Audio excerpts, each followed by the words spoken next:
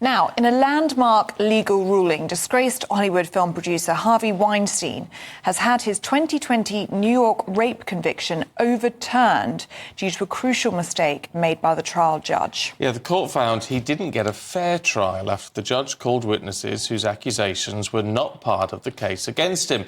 Mr. Weinstein found guilty of raping and sexually assaulting 2 women, but is now entitled to a retrial. Well, Weinstein will remain in prison, though, after being convicted of a separate rape in Los Angeles. But the expected retrial of his New York case could mean victims are reliving the saga all over again. Let's talk to Showbiz reporter Stephanie Takyi. Yeah. I mean, this is frankly extraordinary. It is, and it's very much a big blow to victims of sexual assault and also the victims who bravely stood and took part in the court cases. You know, for many of these women coming forward and telling their stories of, you know, allegedly being assaulted by Harvey Weinstein was not an easy task for them.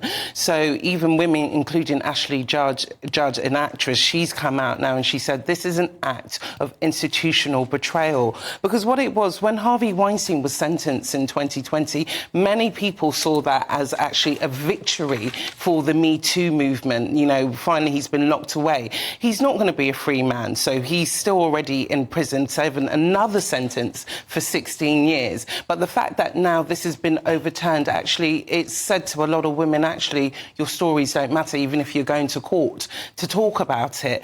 With Harvey Weinstein, in his defence, his team are quite happy with this verdict because it means actually he can actually now go on trial and have his say. Because during the trial, he didn't really get a chance to say his side of the story. So now if there is going to be a retrial, he will get to say what happened in these kind of situations that he's been accused of. I mean, but for a retrial, if we see one in New York, yeah, for the victims, that's going to be very difficult, isn't it? Having to rehash everything that they say they've been It through. is, and I think a lot of them have lost faith in the system because, you know, you've convicted this man for 23 years. Many people were celebrating because they thought this is the situation over, he's been locked away. But now you've got the highest court in New York coming out saying, actually, we've made an error in such a very delicate case like that. I think a lot of victims have now lost support and hope in the system. But you know, from what's come out, the statements that have come out from the courts, they say they do still want to honour victims, but